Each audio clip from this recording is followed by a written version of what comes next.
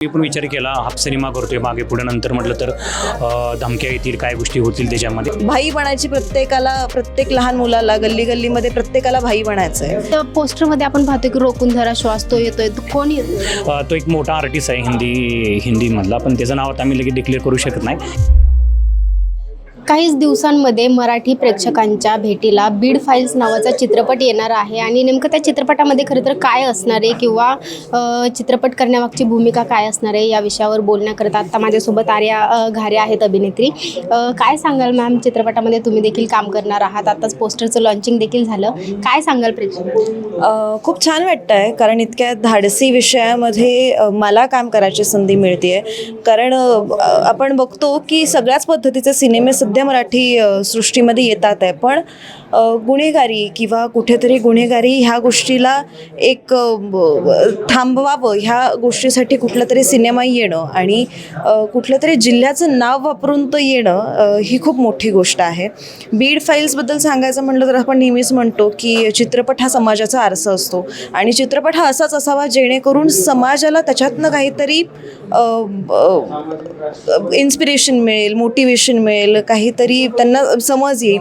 आणि जे आता आपण बघतोय तरुण पिढीमध्ये जे काही वाढतं गुन्हेगारीचं फेड आताच लागलं आहे की भाई बनायची प्रत्येकाला, प्रत्येक लहान मुलाला गल्ली गल्लीमध्ये प्रत्येकाला भाई बनायचं आहे. आणि ही गोष्ट कुठेतरी चुकीची आहे, कारण आपण महाराष्ट्रामध्ये राहतो, छत्रपती शिवाजी महाराजांच्या भूमीमध्ये राहतो.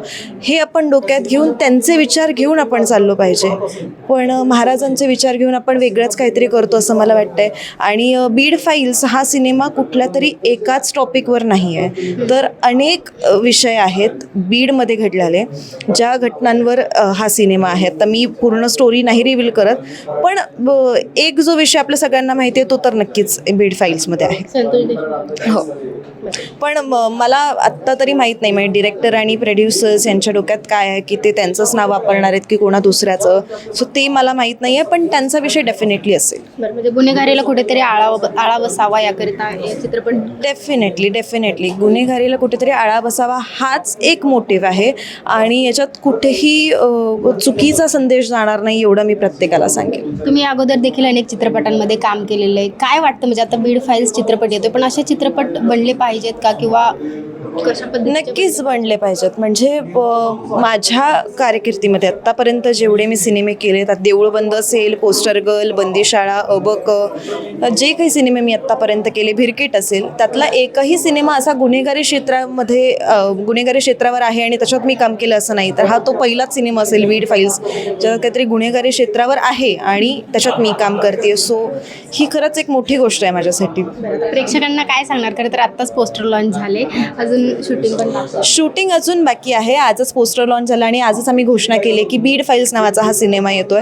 पण खरंच प्रेक्षकांसाठी एक म्हणतो ना कलाची मेजवानी असेल. म्हणजे असं नाही आहे की फक्त सगळं आपण गुन्हेगारीच आणि अशा सगळ्या गोष्टी दाखवतो, कारण डेफिनेटली आपण गुन्हेगारी आणि काय काय घटना घडली आहे हे आपण न्यूज चॅनलला बघतच आलो आहे. मग तेच बघायला चित्रपटगृहात का लोक येतील किंवा प्रेक्षक म्हणून आज आपण काय येऊ? तर बऱ्याच गोष्टी आहेत ह्या सिनेमामध्ये, फक्त गुन्हेगारी आणि हेच नाही तर बीड कसं होतं, काय होतं, ह्या सगळ्याच गोष्टी आहेत. हा विषय ज्यावेळी ऐकला त्यावेळी म्हणजे मनामध्ये कुठे भीती होती का की काम करू की नको? नाही, मला नाही भीती वाटली, कारण मला असं वाटतं की आपण कलाकार आहोत आणि आपण समाजाला मार्ग दाखवायचं एक काम केलं पाहिजे. बीड फाईल्स चित्रपटाचे दिग्दर्शक आपल्यासोबत आहेत, गणेश शिंदे सर. सर, काय सांगाल चित्रपटातून नेमका काय संदेश? सिनेमा आम्ही सिनेमा करायचं ठरवलं एक दोन महिन्यापूर्वी ठरवलं. सिनेमा करताना आम्ही बरंच प्लॅनिंग केलं की हा सिनेमा करताना टायटलचा इश्यू आला, पण रजिस्ट्रेशन करताना टायटल सिनेमा करायचं म्हटलं तर टायटलला पण आम्हाला इश्यू आला, पण टायटल आम्हाला भेटलं. मग नंतर मी निर्मात्यांना म्हटलं की हा सिनेमा करू आपण म्हटलं. मग ते म्हणले येस बोलले, ते लगेच येस बोलले. मग येस बोलल्यानंतर मी पण विचार केला हाफ सिनेमा करतोय मागे पुढे नंतर म्हटलं तर धमक्या येतील काय गोष्टी होतील त्याच्यामध्ये. तर म्हटलं चला, म्हटलं तृप्तीताईंना फोन केला की त्यांचं पण बरेच आंदोलन वगैरे पाहिलं तर तृप्तीताई म्हटलं की तुम्ही सिनेमा करा, काय अडचण तर आम्ही आहे तुम्हाला सपोर्टिंगला. मग मी म्हटलं तुम्ही त्याच्यामध्ये मध्यवर्ती भूमिका ती तुम्ही करायची. म्हणलं ताई मला करायची, मी करते, काही अडचण नाही. मग नंतर प्लॅनिंग केलं की करू आपण हा सिनेमा. तर सिनेमा करण्याचं याच्या पाठीमागचं उद्दिष्ट हे की बीड जिल्ह्यामध्ये एकमेव असा जिल्हा आपल्या महाराष्ट्रामध्ये तिथं हत्याकांड, मारहाण, बलात्कार, प्रेम प्रकरण असे बरेच प्रकरण मोठे मोठे घडलेत की ज्याने महाराष्ट्रामध्ये मोठे मोठे धक्के बसले आणि मोठे भूकंप घडले महाराष्ट्रामध्ये. आणि ह्यातून आपली तरुण पिढी आहे आजकालची गावाकडची वगैरे इकडे पण त्याच्यामध्ये गुन्हेगारी प्रवृत्तीकडे वळत चालली आहे जास्त. मोबाईलच्या माध्यमातून त्या प्रकरणाच्या माध्यमातून ते कुठं थांबलं पाहिजे आणि त्यांना चांगला मेसेज गेला पाहिजे. या सिनेमातून सगळी प्रकरण आम्ही चांगल्या पद्धतीने मांडण्याचा प्रयत्न करतोय आणि याच्यातून एक चांगला मेसेज पण देतोय सिनेमातून.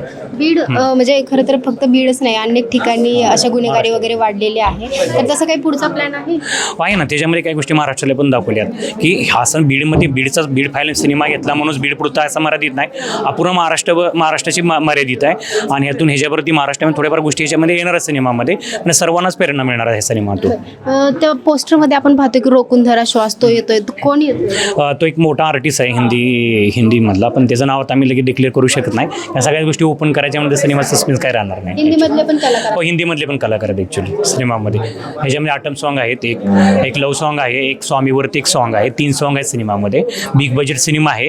साधारण एप्रिल ते मार्चमध्ये हा सिनेमा रिलीज होणार आहे 2027मध्ये. तुम्ही म्हणलात की धमकीचे फोन येतील वगैरे म्हणून भीती होती, तर तसे काही फोन नाही आता नाही. ॲक्च्युली कसं आता इथून पुढे समजेल ना, आता प्रेस केली पहिली, त्यासाठीच आम्ही प्रेस केली. इथून काय गोष्टी झाल्या, धमकी आल्या किंवा काय पिसाल्या तर कायद्याच्या चौकटी बसून नंतर ते सोडून तो पुढे शूटिंग करू शकतो आपण.